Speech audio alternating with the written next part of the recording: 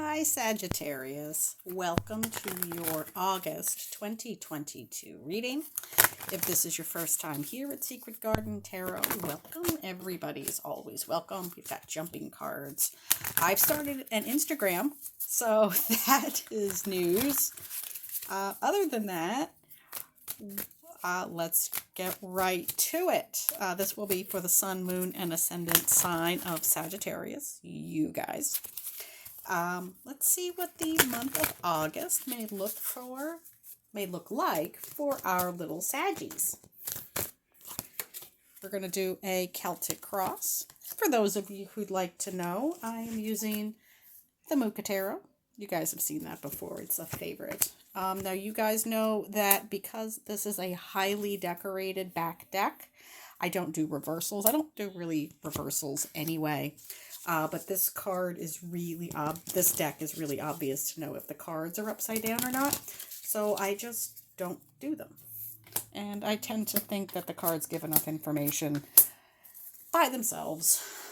Anyway, let's move the camera. Oh, I'm so sorry. I actually have two tiny little tables tonight.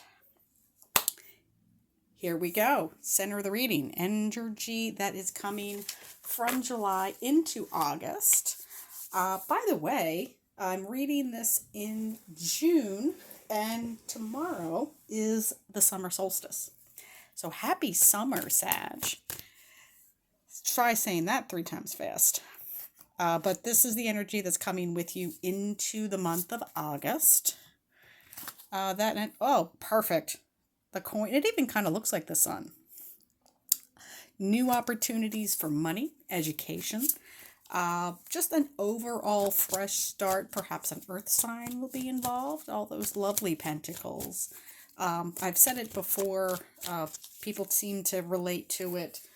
When you get an ace of pentacles, it's kind of like you can take a stack of coins. If you have change still, a lot of people don't. But if you've ever had a coinage change, you can take that and physically stack it up, and so you can build your wealth. It's slower. Energy is a little bit slower than the other kind of air energy or fire or water energy, but it's actually far more stable. It's more solid. It's actually as well something that you can visually see. Like I said, you can take a stack of coins, you can take a stack of cash and stack it up and show it off. It does take longer to acquire, though. So it's slower, more stable energy than, say, fire energy. That energy is crossed with the Two of Wands, optimism, looking out over a brand new world. And if you look at this iconography, they're actually kind of holding that in very similar positions. You know, this character, this illustrated character, is holding the world in a really similar way to the Hand of Fate is holding that coin. So it's not really crossing energy. It is really more companion energy. Optimism, new opportunities. It's a 2, so it is really kind of nascent. It's really kind of a new opportunity for stability, and it has fire in it. It is a wand, so it is something that you care deeply about, being that it is your sign. All right, so let's see what's at the bottom of the spread. Queen of Swords, clear communication. This is an individual who you do not want to really mess with. It is a female, illustrated as a female, but the tarot doesn't really have gender. It's just an indicator of the type of energy that this is. And in this case, it is the more passive energy, but still, that queen knows exactly how sharp that sword is. That is not somebody to be messed with. That is not somebody to have mad at you. How to put this so it doesn't sound like she's a complete jerk. The Queen of Swords is one. I like to read all the court cards as an ace, so it is an opportunity for communication. Please do, whenever you see any of the court cards of swords, remember that it is asking you to communicate clearly. It can indicate kind of mean girl energy. I mean, look how fabulous she looks. She is really, really, really, that's a fantastic outfit with the ribbons and everything. But the difference between her and Regina George is at least she's very, very loyal. She knows exactly how sharp that sword is. She knows what it does. She knows what it can do. She knows what it cannot do. And if she is going to use it, she will rip you in half. Remember that. Remember the power that your words have, Sagittarius. She kind of does also have RBF. Just a little bit. And again, this is more passive energy versus what the king has, which is that I am going to just go after you. This queen is an indicator of taking that step back, taking that information, because it's air energy, that informative intellectual energy, using it in a way. She's very observing. She's kind of even looking off to the side. She's observing, taking that information in, processing it, absorbing it, and then she strikes. There was a quote from Bruce Lee that says something like, the most dangerous person, and I'm paraphrasing, but the most dangerous person is the type that observes and thinks and then acts. That is this energy. Hopefully that makes sense. Immediate past, we have the Seven of Wands, the high ground. This is a card, again, more wands, so more fire energy. This is a card of being above the fray. This is a card of, like, these people down here don't even see him. The people that are holding this stick down here don't even know that this guy is up there, and he can kind of kick any of these wands, and they won't even know what hit them. So remember that. You guys have that high ground coming from July into August.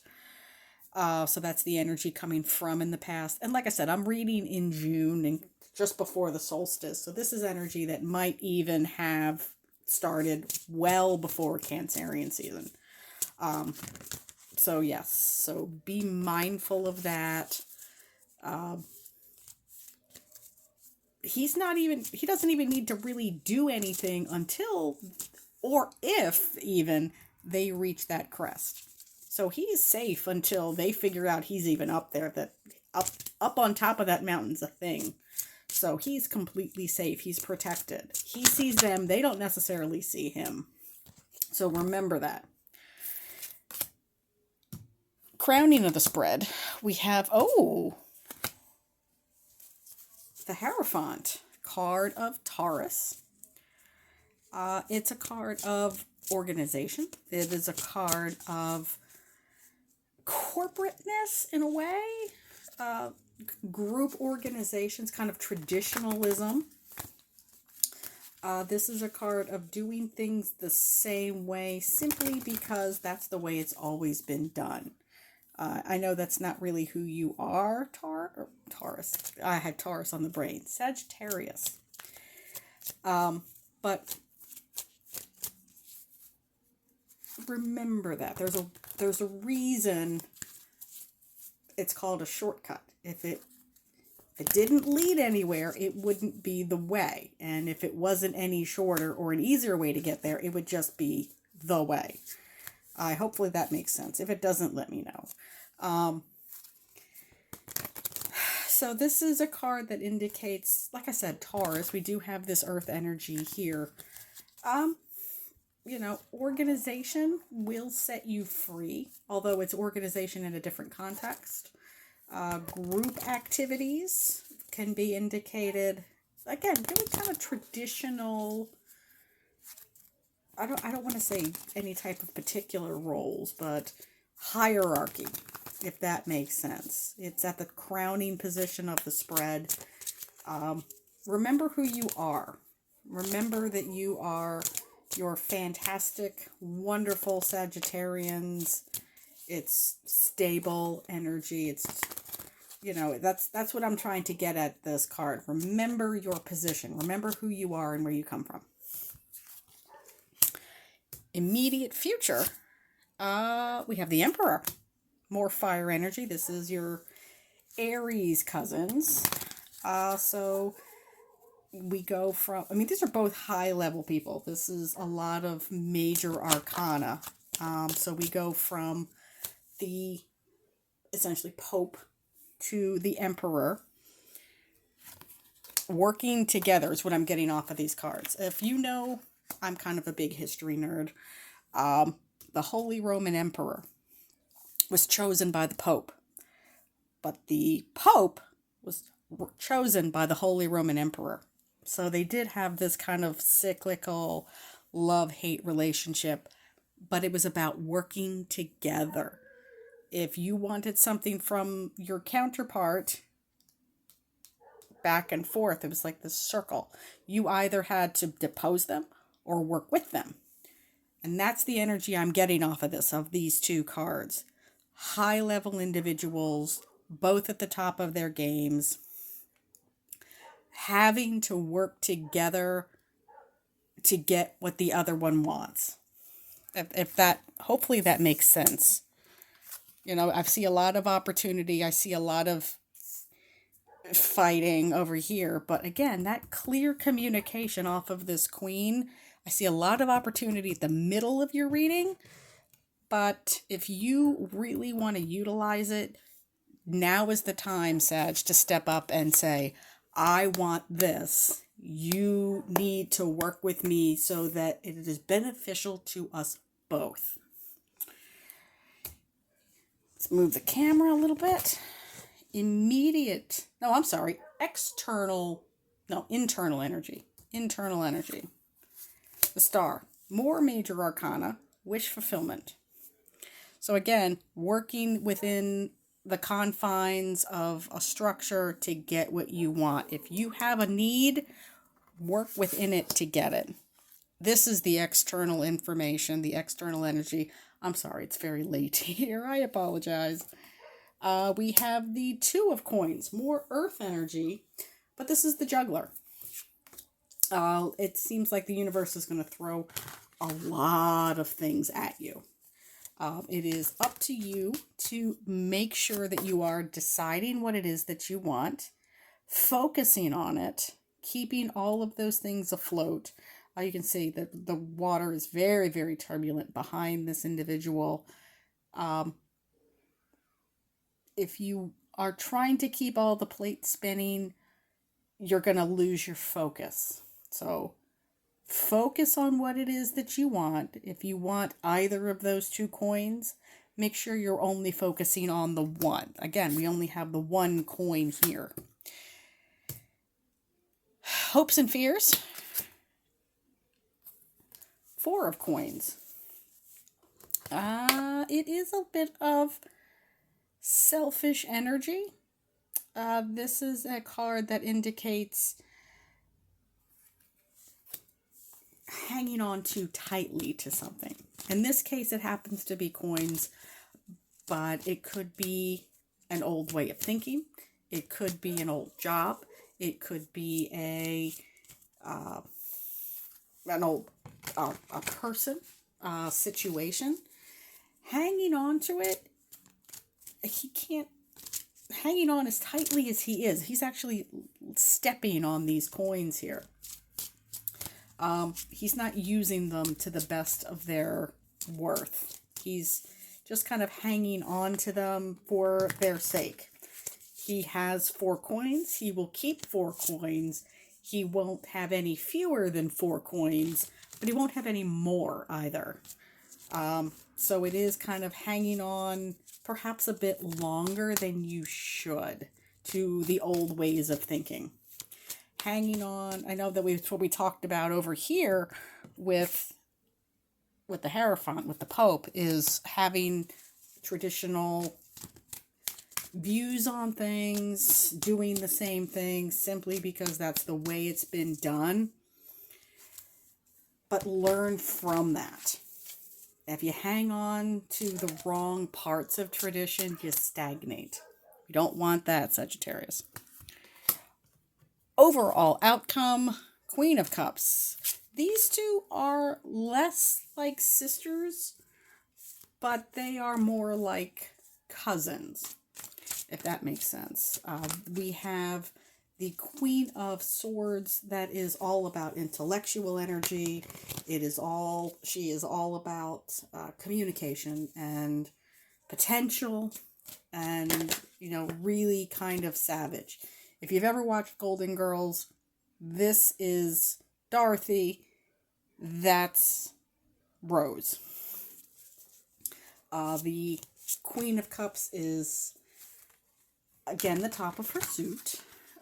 She is about emotional intelligence, which, not that the Queen of Swords lacks emotional intelligence, but the Queen of Cups can actually recognize what's going on in a much more healthy way and say, I am satisfied with A, B, and C.